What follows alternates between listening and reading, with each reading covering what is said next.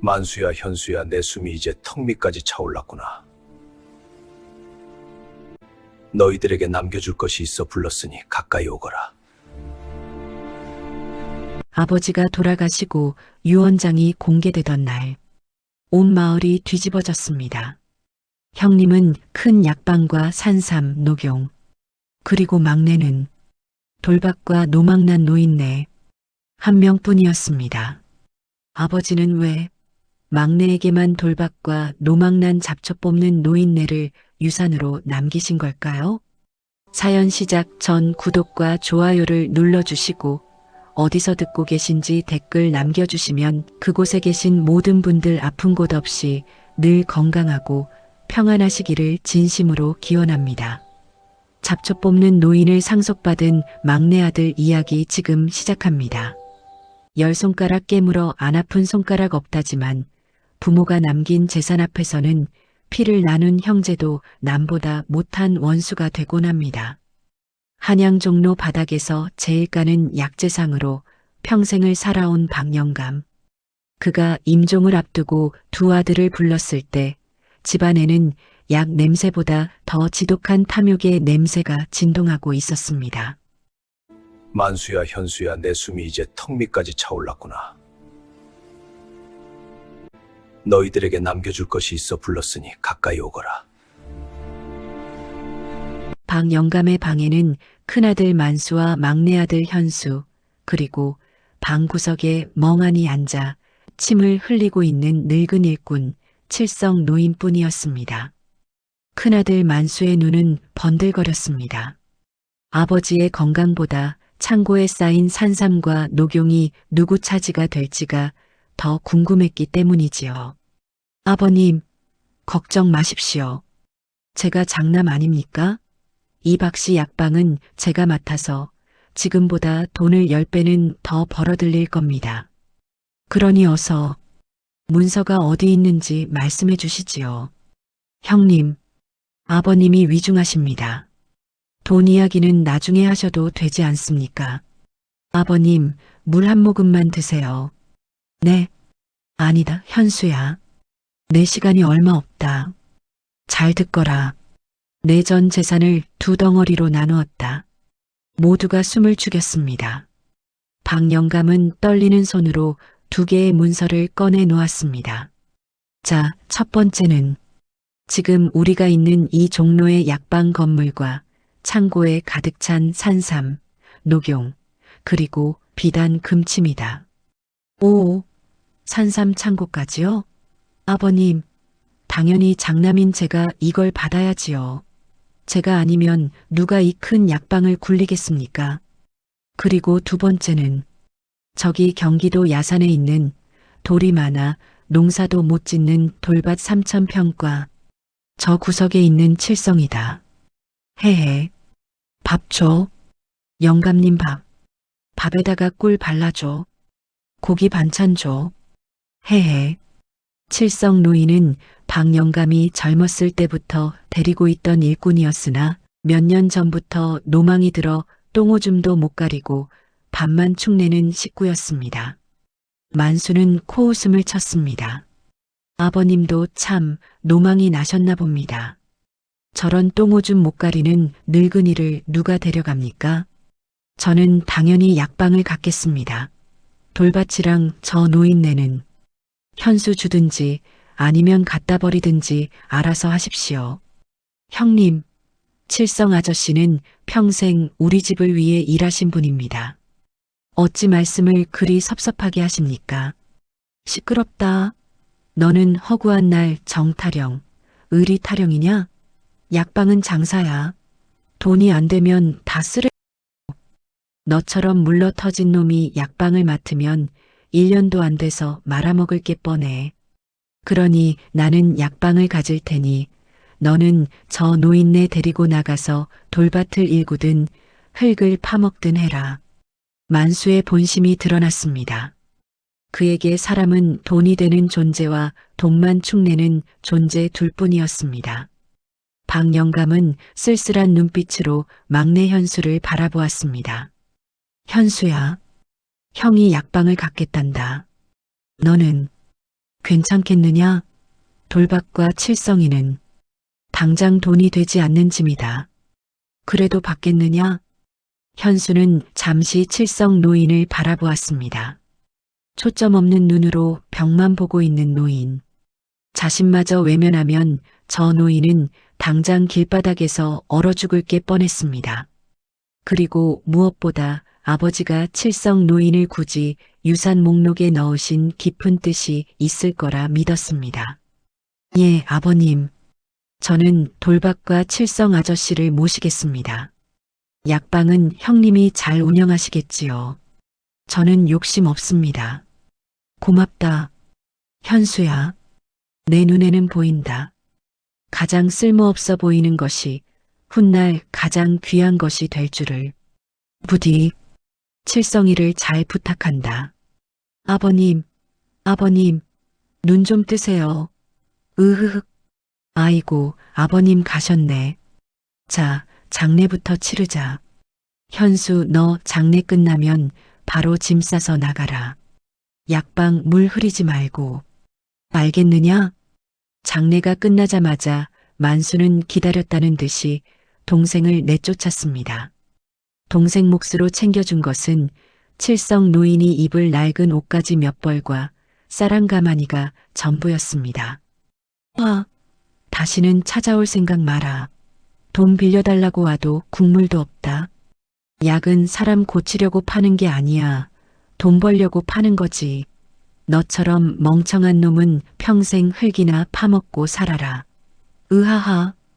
쫓겨난 현수는 칠성 노인을 짐수레에 태우고 하염없이 걸었습니다. 경기도 야산까지 가는 길은 멀고도 험했습니다. 수레에 탄 칠성 노인은 눈치도 없이 노래를 흥얼거렸습니다. 닐리리야 닐리리야 나비야 나비야 도련님 배고파. 밥 줘. 만수 도련님이 준 고기 반찬 맛있었는데. 헤헤. 네 아저씨. 조금만 참으세요. 도착하면 제가 맛있는 나물죽 끓여드릴게요. 현수의 눈에서 눈물이 뚝뚝 떨어져 흙바닥을 적셨습니다. 부잣집 도련님에서 하루아침에 돌밭을 일구는 농사꾼, 아니 노인 수발드는 신세가 되었으니 앞길이 막막할 수밖에요. 며칠을 걸어 도착한 경기도의 돌밭. 그곳은 말 그대로 풀 한 폭이 제대로 자라지 않는 황무지였습니다. 군데군데 뾰족한 돌무더기만 가득하고 잡초만 무성한 버려진 땅. 현수는 망연자실하여 바닥에 주저앉았습니다. 아버님, 어찌하여 제게 이런 시련을 주십니까? 여기서 대체 무엇을 하여 먹고 살란 말입니까? 그때였습니다. 수레에서 내린 칠성 노인이 갑자기 돌무더기 사이로 뛰어가더니 바닥에 널린 냄새나는 잡초들을 미친 듯이 뽑아 품에 안기 시작했습니다. 헤헤, 신봤다. 신봤어. 도련님, 이거 봐요. 이거 다 돈이야. 돈. 아저씨, 그건 그냥 개똥쑥이잖아요. 냄새나고 지천에 널린 잡초예요. 버리세요. 아니야. 이거 좋은 거야. 내가 다 가질 거야. 냠냠. 입에 흙이 묻은 채 잡초를 끌어안고 웃는 노인. 그리고 그 노인을 바라보며 한숨 쉬는 현수. 해가 저물어가는 돌밭 위로 두 사람의 그림자가 길게 드리워졌습니다. 하지만 현수는 꿈에도 몰랐습니다. 노인이 품에 안은 그 흔해 빠진 개똥쑥이 훗날 병든 세상을 구하고 현수를 조선 최고의 부자로 만들어줄 기적의 약초라는 사실을 말이죠. 그리고 형 만수가 내뱉은 약은 돈 벌려고 파는 것이라는 말이 훗날 그에게 어떤 비수가 되어 꽂힐지 아무도 알지 못했습니다. 형에게 쫓겨나 경기도 야산, 돌밭으로 온 지 벌써 보름이 지났습니다. 현수가 물려받은 땅은 그야말로 불모지였습니다. 곡괭이질을 한 번 하면 돌이 튀고 두 번 하면 자갈이 튀는 척박한 땅. 농사는커녕 비를 피할 움막 하나 짓기도 버거운 곳이었지요. 현수는 손바닥이 다 터지도록 돌을 골라냈지만 끝이 없었습니다. 설상가상으로 함께 온 칠성 노인은 하루 종일 엉뚱한 짓만 하고 다녔습니다. 헤헤, 풀이다. 냄새 좋은 풀. 토끼야, 밥 먹자 냠냠. 도련님도 한 입 줄까? 있어. 헤헤. 아저씨, 제발 좀 가만히 계세요. 안 그래도 배고파 죽겠는데 그 냄새나는 잡초는 왜 자꾸 뽑아오세요? 여기 쌓인 것 좀 보세요. 움막이 온통 풀 천지네. 칠성 노인은 돌밭 구석구석을 헤집고 다니며 특유의 독한 향이 나는 쑥 종류의 잡초만 잔뜩 뽑아다 쌓아두었습니다. 현수가 몰래 갖다 버려도 노인은 고집스럽게 그 풀을 다시 주워와 품에 안았습니다. 아니야, 버리지 마. 이거 내 거야. 내 보물이야. 영감님이 이거 버리면 혼낸댔어. 으앙, 미워. 아저씨, 아버님은 이제 안 계세요. 돌아가셨다고요. 그리고 이건 보물이 아니라 개똥쑥이잖아요. 소도 안 먹는 냄새나는 풀이라고요. 형님 말이 맞았어요. 이 돌밭엔 아무런 희망도 없다고요. 흑흑. 서러움이 북받친 현수는 칠성 노인이 애지중지 모아둔 풀더미를 발로 걷어차려 했습니다. 가진 건 없고 배는 고프고 노인은 짐스럽고 모든 게 원망스러웠던 것이지요. 그때였습니다. 바닥에 흩어지는 풀을 보던 칠성 노인의 눈빛이 순식간에 변했습니다. 초점이 없던 흐리멍덩한 눈동자에 서슬퍼런 전기가 서렸습니다. 이놈, 그 발 거두지 못할까? 아저씨? 현수는 귀를 의심했습니다. 방금 들린 목소리는 밥 달라고 떼쓰던 치매 노인의 것이 아니었습니다. 마치 서당 훈장님처럼, 아니 그보다 더 위험 있는 호통 소리였습니다. 칠성 노인은 천천히 허리를 펴고 일어났습니다. 구부정하던 등이 꼿꼿해지자 노인은 딴 사람처럼 거대해 보였습니다. 그는 현수를 똑바로 노려보며 바닥에 떨어진 풀 한 포기를 집어들었습니다. 내 눈에는 이것이 그저 냄새나는 개똥쑥으로만 보이느냐? 내 아비가 왜 너에게 기름진 약방 대신 이 척박한 돌밭을 물려줬는지 아직도 모르겠느냐? 아저씨, 정신이 돌아오신 거예요? 잘 보거라. 이것은 잡초가 아니다. 이것은 청호라는 약초다. 장차 전염병이 돌아 사람들이 피를 토하고 쓰러질 때 죽어가는 목숨을 살릴 수 있는 천하의 명약이다. 청호요? 하지만 형님 약방에서는 이런 걸 본 적이 없는데요? 당연하지. 기름진 땅에서는 약성이 약해서 자라지 않거든. 이 약초는 말이냐. 물 빠짐이 좋은 이 자갈밭과 하루 종일 떼약볕이 내리쬐는 이 척박한 환경에서만 비로소 독한 약성을 품는 법이다. 즉, 내 아비는 너에게 쓸모없는 황무지를 준 게 아니라 세상에서 가장 거대한 약초밭을 물려준 게야. 약초밭. 그럼 아저씨가 미친 척하고 이걸 모으신 게 미친 척이라도 안 했으면 욕심 많은 내 형놈이 나를 가만뒀겠느냐? 나는 내 아비의 스승이자 옛날 궁궐 내의원 출신이다. 더러운 정치 싸움이 싫어 내 아비 그늘에 숨어 살았지. 내 아비는 내가 죽기 전에 내 의수를 물려줄 그릇을 찾고 있었던 게다. 현수는 다리가 풀려 바닥에 주저앉았습니다. 짐덩어리인 줄 알았던 노인은 스승이었고 쓰레기인 줄 알았던 잡초는 보물이었습니다. 형에게 버림받았다고 생각했던 것이 사실은 아버지의 가장 큰 배려였음을 깨닫는 순간이었습니다. 칠성 노인, 아니 칠성 선생은 현수의 어깨를 두드렸습니다. 일어나거라. 머지않아 한양에 큰 역병이 돌 것이다. 내 형놈이 가진 산삼과 녹용으로는 절대 고치지 못해. 오직 이 돌밭의 청우만이 사람을 살릴 수 있다.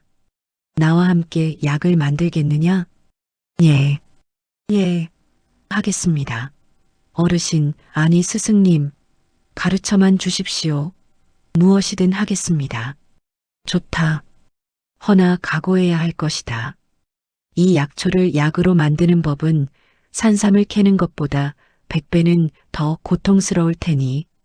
돌밭 위로 붉은 노을이 지고 있었습니다. 현수는 주먹을 꽉 쥐었습니다. 이제 더 이상 형을 원망하며 울지 않기로 했습니다. 그에게는 아버지의 유산인 돌밭과 최고의 스승 칠성이 있었으니까요. 하지만 칠성 선생의 예고대로 약을 만드는 과정은 상상을 초월하는 고통이었습니다. 살점이 떨어져 나가는 듯한 인내의 시간, 구중구포의 지옥훈련. 과연 현수는 그 혹독한 과정을 견뎌낼 수 있을까요? 잡초가 아니라 약초다.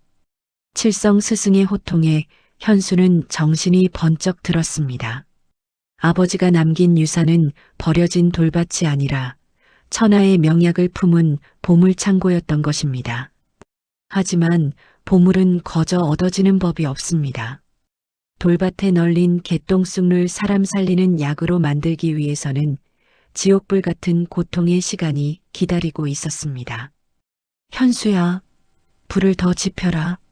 불길이 약하면 약초가 서릿고 불길이 너무 세면 타버린다. 그 사이 중정의 불길을 유지해야 한다. 스승님, 벌써 3번째 찌는 겁니다. 이 정도면 충분히 익지 않았습니까? 냄새도 구수한데요. 어림없는 소리. 지금 냄새를 맡아보거라. 여전히 풀 비린내가 섞여 있지 않느냐. 이 청우는 본래 성질이 차갑고 독해서 그냥 먹으면 사람 배를 끊어놓는 독초가 된다. 그 독기를 완전히 빼고 약기만 남기려면 9번 찌고 9번 말리는 구중구포를 거쳐야 한다. 구중구포요? 9번을요? 이 짓을 9번이나 반복해야 합니까? 그렇다. 한 번이라도 게을리하면 약이 아니라 독이 되느니라. 사람 목숨을 다루는 일이다. 유행을 바라지 마라. 그날부터 현수의 지옥 같은 수행이 시작되었습니다. 해가 뜨면 돌밭에 나가 약초를 베어오고 해가 지면 가마솥 앞에 앉아 밤새 불을 지켰습니다. 한 번 찌고 나면 약초를 꺼내 거적에 널어 말려야 했습니다. 뜨거운 김에 손이 대고 날카로운 풀잎에 살이 베었습니다. 손바닥이 다 까졌네. 물집이 잡혀서 숟가락도 못 들겠어. 3번째 찌고 말렸을 때 현수의 손은 물집 투성이가 되었습니다. 5번째 찌고 말렸을 때 현수는 코피를 쏟으며 쓰러졌습니다. 스승님, 저 못하겠습니다. 그냥 대충 삶아서 팔면 안 됩니까? 형님 약방에서는 그냥 대충 말려서 팔아도 사람들이 줄을 서던데 왜 저만 이렇게 미련하게 해야 합니까? 흑흑. 지친 현수는 바닥에 엎드려 울었습니다. 형 만수는 떵떵거리며 쉽게 돈을 버는데 자신은 이 돌밭에서 사서 고생을 하고 있으니 서러움이 북받쳤습니다. 그때 칠성 선생이 현수의 앞에 앉았습니다. 그리고 물집 잡힌 현수의 손을 자신의 거친 손으로 가만히 잡았습니다. 현수야, 내 형은 약을 돈으로 보지만 너는 약을 생명으로 보아야 한다. 내 형이 파는 약은 당장 돈은 될지 몰라도 사람을 살리지는 못한다. 하지만 내가 흘린 이 피땀은 장차 죽어가는 아이의 숨을 틔우고 절망에 빠진 어미의 눈물을 닦아줄 것이다. 스승님, 내 아비가 너에게 이 땅을 준 것은 내가 미련할 정도로 정성을 아는 아이기 때문이다. 약은 의원의 손끝이 아니라 의원의 마음에서 완성되는 것이다. 스승의 말에 현수는 다시 일어났습니다. 돈이 아니라 생명. 아버지가 남긴 유산의 진짜 의미를 가슴에 새기며 현수는 다시 아궁이 앞에 앉았습니다. 6번, 7번, 8번, 계절이 바뀌어 찬 바람이 불 때까지 솥에서는 하얀 김이 멈추지 않았습니다.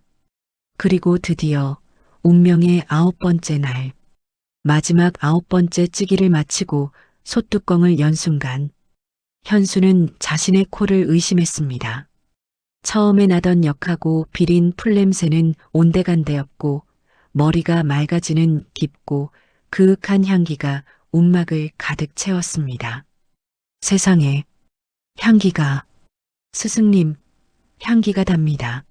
꿀처럼 달콤한 향이 납니다. 색깔도 시커먼 풀색이 아니라 황금빛이 도는 흑색입니다. 허허, 드디어 완성되었구나. 보아라. 이것이 바로 신곡이라 불리는 진짜 약이다. 도끼는 사라지고 생명을 살리는 기운만 남았다. 현수는 완성된 약초를 손에 쥐었습니다. 바스락거리는 약초에서 자신의 지난 고생이 주마등처럼 스쳐 지나갔습니다. 손은 엉망이 되었지만 현수의 눈빛은 그 어느 때보다 빛나고 있었습니다. 해냈어. 이제 어떤 병마가 닥쳐와도 이 약으로 사람들을 지킬 수 있어. 돌밭의 잡초가 명약으로 다시 태어났습니다. 현수는 알지 못했습니다. 이 약이 머지않아 한양을 뒤덮을 죽음의 그림자, 역병을 막아낼 유일한 희망이 될 것임을. 하지만 빛이 강해지면 그림자도 짙어지는 법. 현수의 작은 성공 소식이 바람을 타고 형 만수의 귀에 들어갔습니다. 질투에 눈이 먼 형 만수의 비열한 방해가 시작되려 하고 있었습니다. 나레이션 밝고 따뜻하게 칠성 스승의 호통과 구중구포의 고된 수행 끝에 현수의 돌밭 움막에는 언제나 그윽한 약 냄새가 감돌았습니다. 독초였던 개똥쑥은 황금빛 가루가 되어 신곡이라는 이름의 명약으로 다시 태어났지요.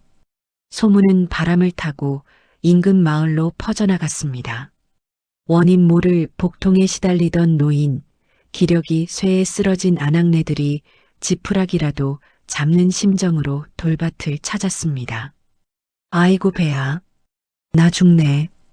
의원님, 제발 저 좀 살려주시오. 배가 돌덩이처럼 딱딱해져서 숨을 쉴 수가 없소.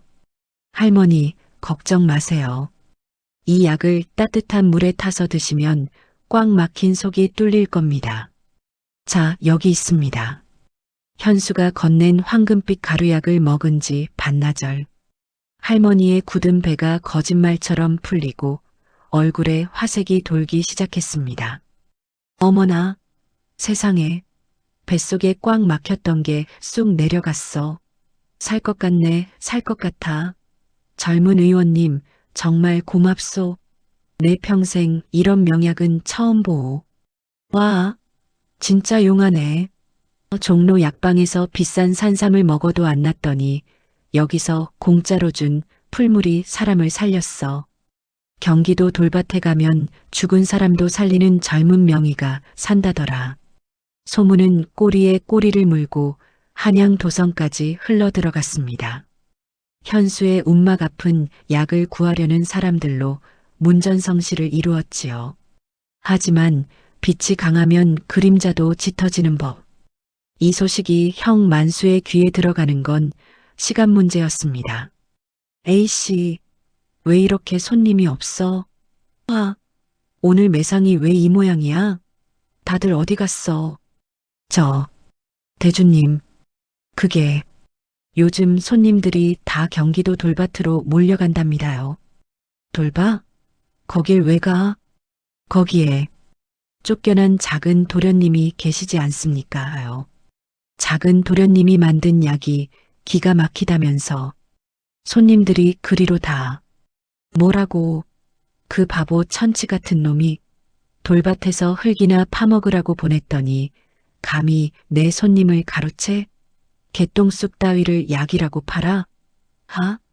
기가 차서 만수는 질투심에 눈이 뒤집혔습니다. 자신이 가진 으리으리한 약방과 산삼창고가 동생의 허름한 움막과 잡초보다 못하다는 사실을 견딜 수 없었던 것이지요. 만수는 하인들을 불러 모았습니다. 그리고 아주 비열한 지시를 내렸습니다. 얘들아, 잘 들어라. 장사는 물건으로만 하는 게 아니다. 입으로 하는 거지. 지금 당장 저작거리에 나가서 소문을 퍼뜨려라. 무슨 소문을 낼까요? 돌밭에 있는 의원은 돌팔이다. 그놈이 쓰는 풀은 독초라서 먹으면 당장은 나은 것 같아도 나중에 창자가 녹아 죽는다라고 해라. 알겠느냐? 사람들은 멍청해서 공포를 심어주면 금방 믿게 되어 있어. 예, 하오나. 거짓말을 하면 시키면 시키는 대로 해. 그리고 덩치 큰 놈 몇 명은 가서 그놈 움막을 아주 박살을 내놓고 와. 다시는 약을 못 만들게 솥단지를 다 깨버리란 말이다. 소비자를 기만하고 동생을 매장시키려는 형의 추악한 민낯. 만수의 지시를 받은 덩치 큰 하인들이 몽둥이를 들고 돌밭으로 향했습니다. 이놈, 나와라. 어디서 독초를 약이라고 속여 파느냐. 다 때려 부숴. 솥단지 하나 남기지 마라. 왜들 이러십니까? 그만두세요. 이건 아픈 사람들에게 줄 약입니다. 안 돼요. 시끄럽다. 종로 큰 약방 대주님의 명령이다. 감히 형님 앞길을 막아? 오늘 아주 싹을 잘라주마. 하인들은 현수가 지난 계절 피땀 흘려 만든 약 항아리를 모조리 깨부수고 가마솥을 엎어버렸습니다. 바닥에 쏟아진 황금빛 약재들이 흙탕물 속에 지시겨졌습니다. 현수는 깨진 항아리 조각을 붙잡고 오열했습니다. 안 돼. 이건 안 돼. 아픈 아이들에게 줘야 하는데. 형님 어찌 이러십니까? 흑흑. 내 이놈들. 천벌이 두렵지 않으냐? 하늘이 보고 있다. 당장 꺼지지 못할까? 퇴. 재수 없는 늙은이. 야, 가자. 볼일 다 봤다. 동네방네 소문내라. 여기 약 먹으면 죽는다고. 난장판이 된 움막. 현수는 흙범벅이 된 약재를 손으로 쓸어 담으며 하염없이 울었습니다.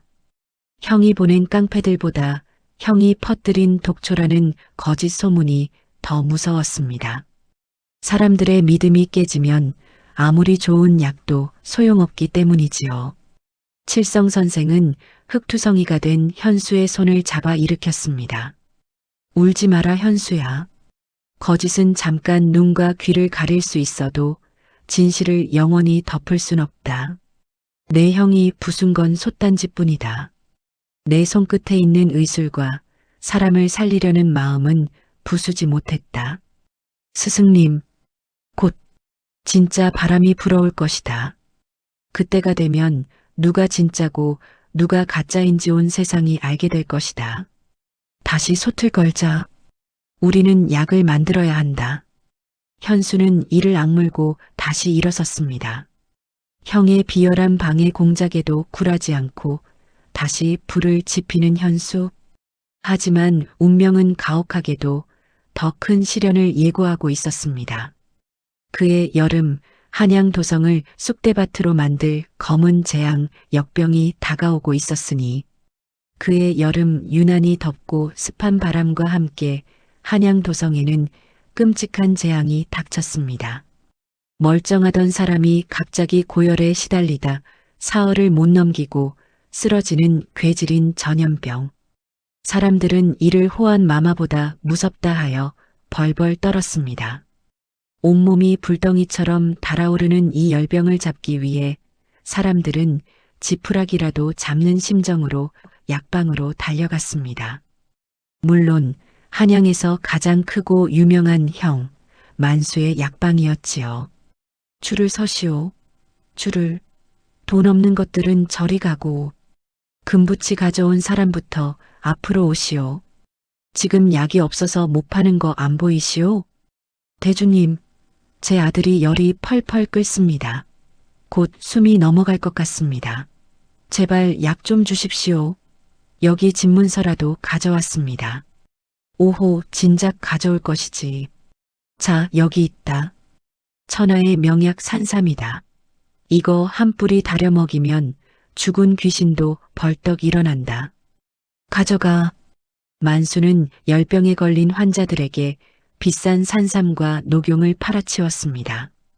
창고에 악성 재고로 쌓여있던 산삼을 비싼 값에 처리할 절호의 기회라고 생각한 것이지요.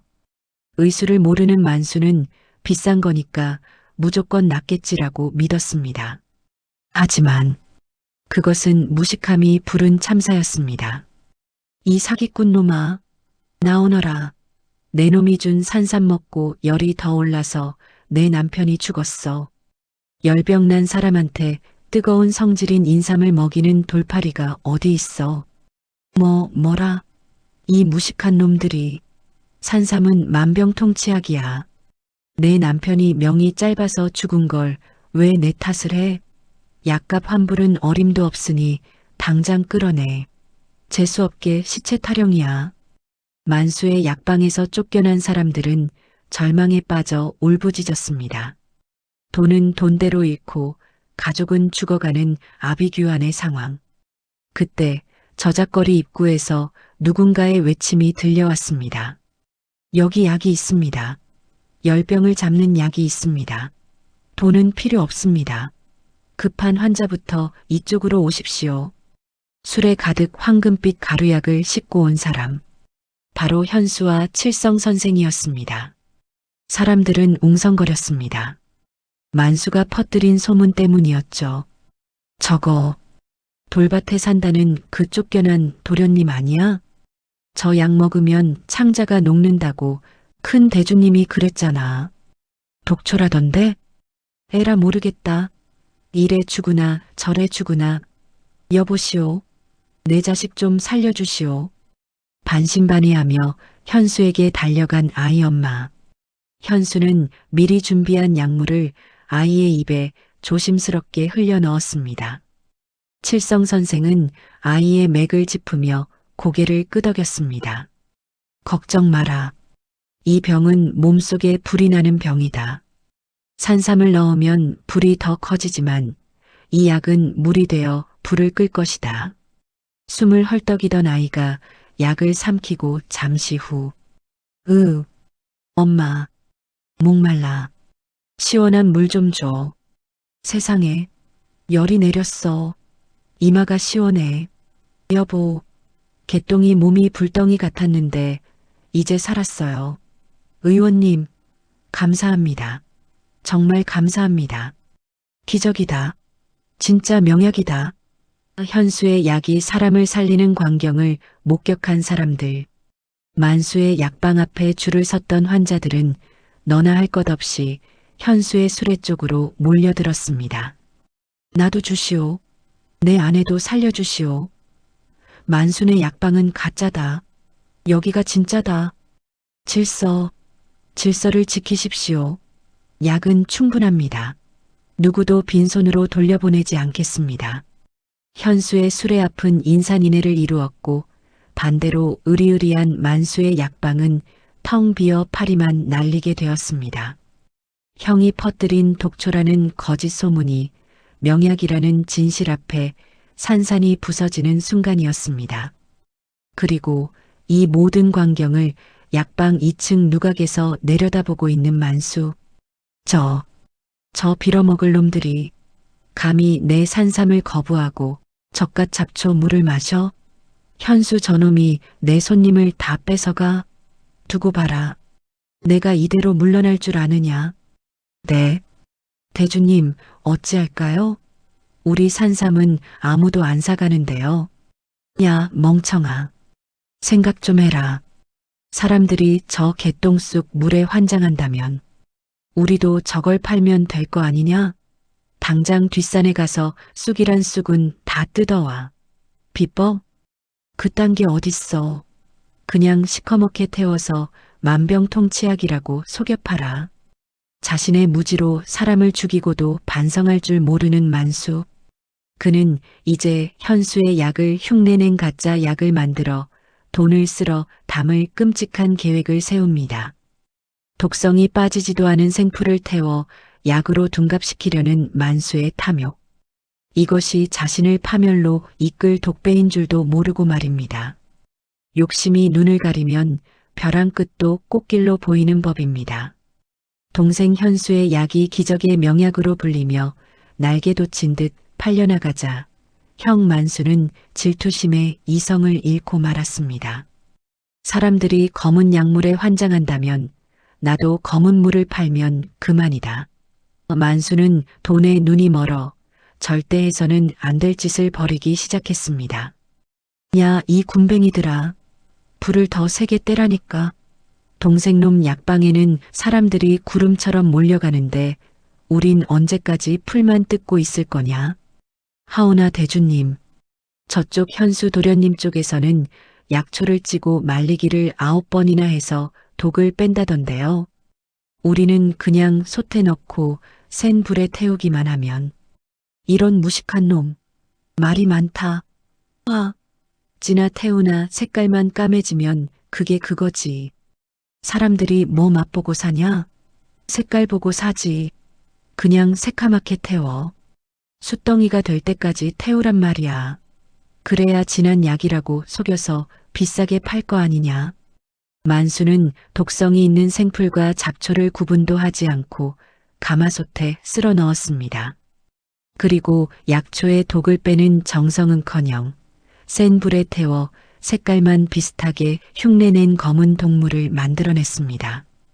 그는 이 정체불명의 검은 물을 항아리에 담으며 비릿하게 웃었습니다. 흐흐흐. 됐다. 색깔 죽이네. 동생놈 약은 공짜지만 내 약은 왕실 비법이라고 뻥튀기해서 10배 더 비싸게 팔아야지.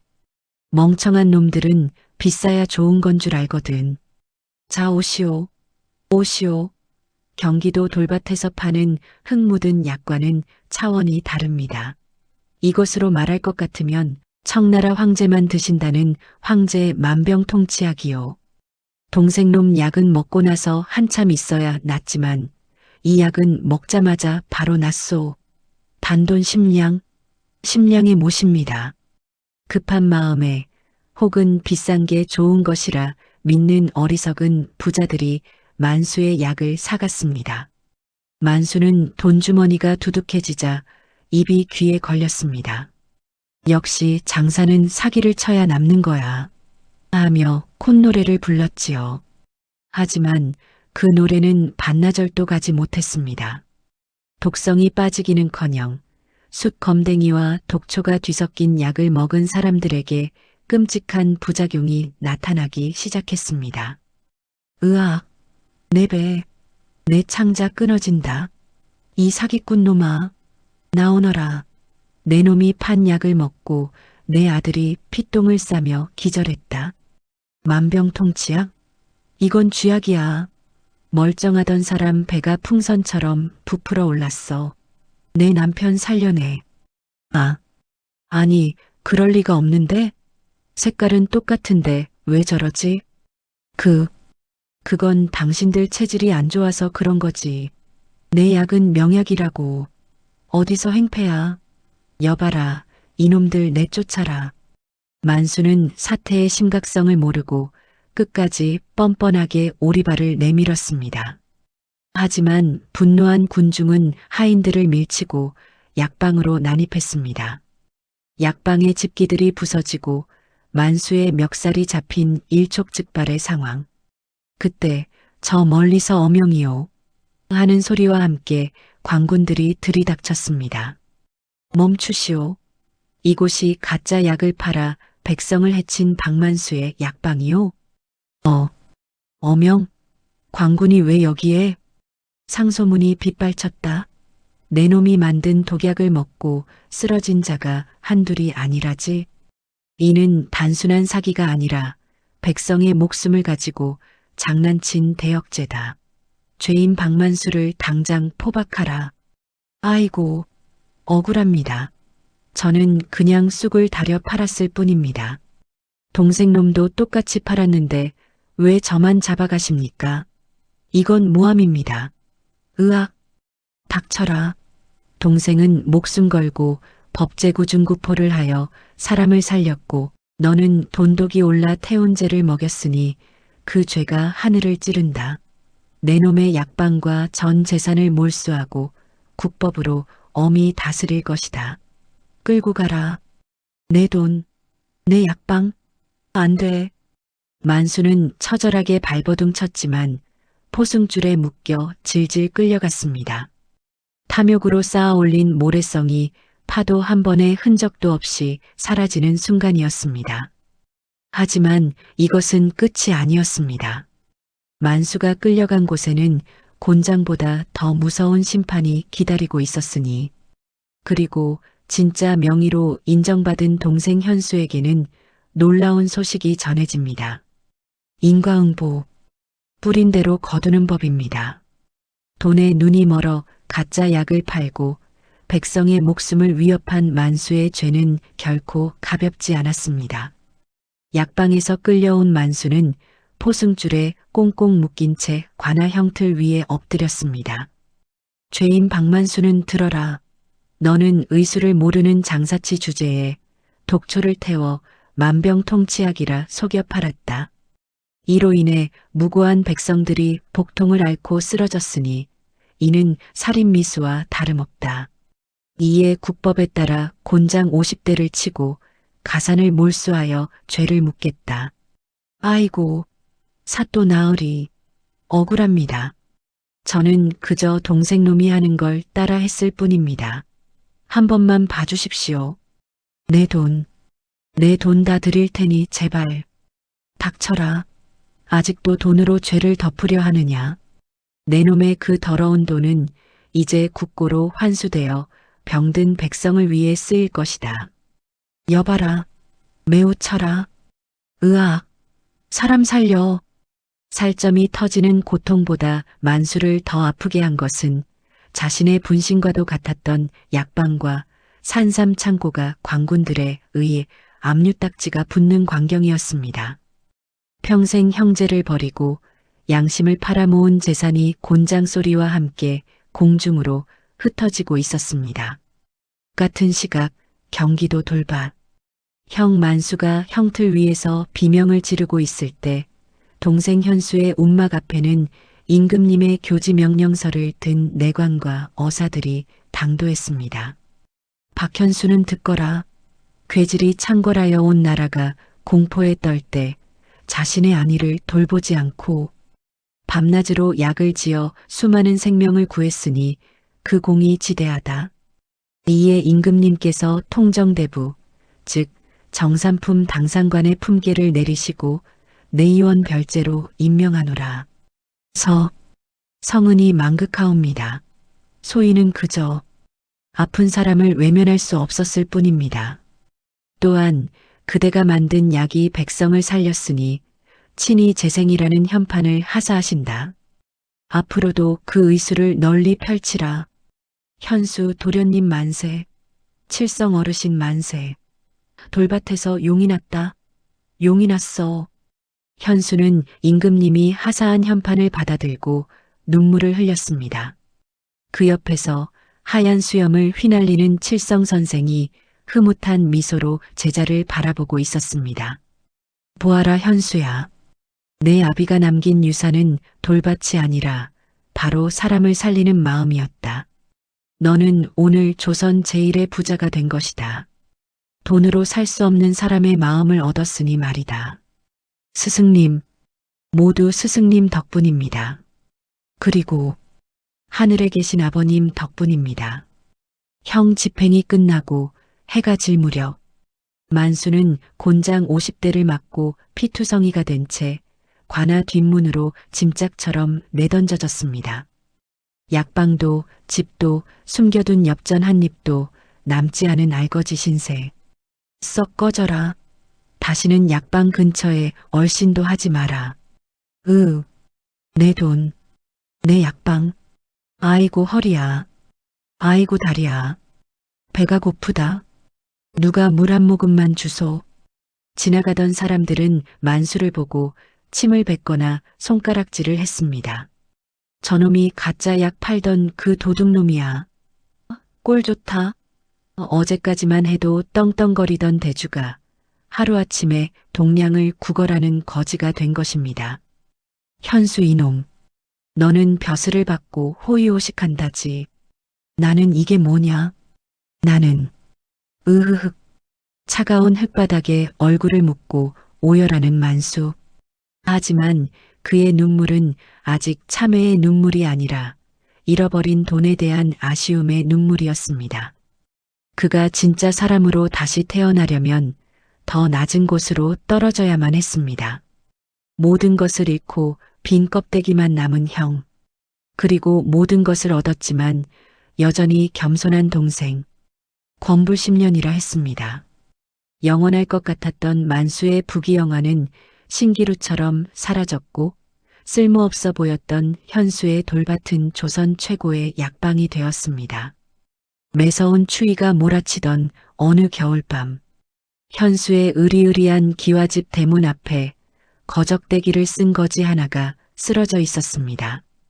동상에 걸려 시퍼렇게 언 손발, 뼈만 앙상하게 남은 몰골. 한때 비단 옷을 입고 떵떵거리던 형, 만수였습니다. 대주님, 여기 사람이 쓰러져 있습니다. 숨은 붙어 있는데 행색을 보아하니 며칠을 굶은 것 같습니다요. 어디 보자. 맙소사. 형님 아니십니까? 현수는 흙투성이가 된 형을 업고 안방으로 뛰었습니다. 따뜻한 아랫목에 눕히고 칠성 어르신이 지어준 탕약을 입에 흘려 넣었습니다. 얼마나 지났을까요? 만수가 힘겹게 눈을 떴습니다. 여기가 어디냐? 저승이냐? 이승이냐? 따뜻하구나. 형님, 접니다. 현수입니다. 정신이 드십니까? 현수? 아이고, 내가 어찌 내 집에 쪽팔려서 못 산다. 나 갈란다. 내버려둬라. 만수는 부끄러움에 얼굴을 들지 못하고 기어나가려 했습니다. 자신이 쫓아냈던 동생, 잡초나 캐먹으라며 비웃었던 동생에게 목숨을 비쳤으니 쥐구멍이라도 찾고 싶은 심정이었겠지요. 형님, 몸도 성치 않은데 어디를 가십니까? 아버님이 하늘에서 보시면 뭐라 하시겠습니까? 흐흑, 현수야, 내가 잘못했다. 욕심에 눈이 멀어 너를 내쫓고 아버님이 남기신 그 귀한 약방을 다 말아먹었구나. 칠성 어르신을 짐짝 취급하고 그 귀한 약초를 잡초라 불렀으니 내가 천벌을 받은 게야. 흑흑. 만수는 동생 앞에 무릎을 꿇고 펑펑 울었습니다. 그때 방문이 열리고 하얀 수염의 칠성 선생이 들어왔습니다. 예전에 초점 없는 눈빛이 아닌 인자하고 깊은 눈빛의 명의 모습으로 말입니다. 이제야 철이 좀 들었구나. 사람의 병은 약으로 고치지만 마음의 병은 스스로 깨닫지 않으면 고칠 수 없는 법이지. 어르신, 죽을 죄를 지었습니다. 한 번만 용서해 주십시오. 시키는 건 뭐든 하겠습니다. 형님, 집에서 지내시는 건 좋습니다. 하지만 공짜는 안 됩니다. 아버님 유언 기억하시지요? 각자 몫은 각자가 책임지라 하셨습니다. 제 약방에서 일하십시오. 일해서 밥값을 하십시오. 일? 내가 무엇을 하면 되겠느냐? 장부 정리라도 할까? 아니면 약재상들을 관리할까? 아닙니다. 형님은 약초의 귀함을 모르시니 가장 밑바닥 일부터 하셔야 합니다. 내일부터 뒷마당 수도가에서 약초 씻는 일을 하십시오. 다음 날부터 한때 약방의 대주였던 만수는 가장 낮은 곳으로 내려갔습니다. 한겨울 차가운 우물물에 손을 담그고 흙 묻은 개똥쑥 뿌리를 씻고 또 씻었습니다. 어휴, 손 시려. 허리야. 내가 예전엔 이걸 잡초라고 발로 찼는데 씻어놓으니 이리 향이 좋구나. 황금색이네, 황금색이야. 이 풀 한 포기가 사람 목숨을 살린단 말이지. 처음엔 투덜거리던 만수도 날이 갈수록 변해갔습니다. 약초 하나하나에 담긴 농부들의 땀과 동생의 정성을 손끝으로 느끼게 된 것입니다. 그의 손은 거칠어졌지만 눈빛은 그 어느 때보다 맑아졌습니다.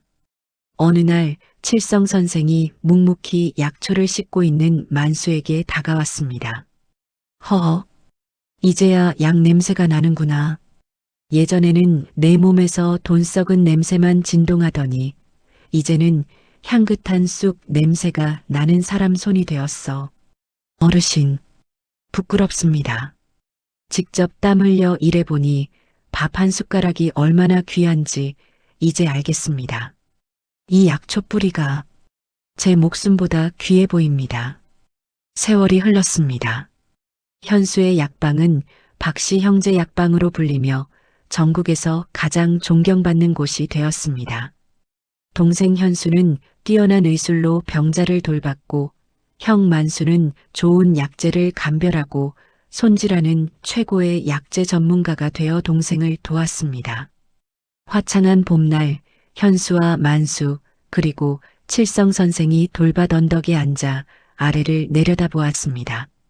한때는 버려진 황무지였던 그곳이 이제는 푸른 약초로 뒤덮인 생명의 땅이 되어 있었습니다.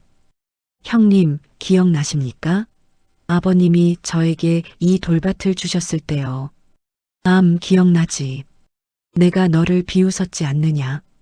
하지만 아버님이 오르셨다. 진짜 보물은 금고 속에 있는 게 아니라 이렇게 땀 흘려 가꾸는 땅 속에 그리고 사람 마음 속에 있다는 걸 말이다. 허허, 형제가 화합하니 이보다 더 좋은 명약이 어디 있겠느냐.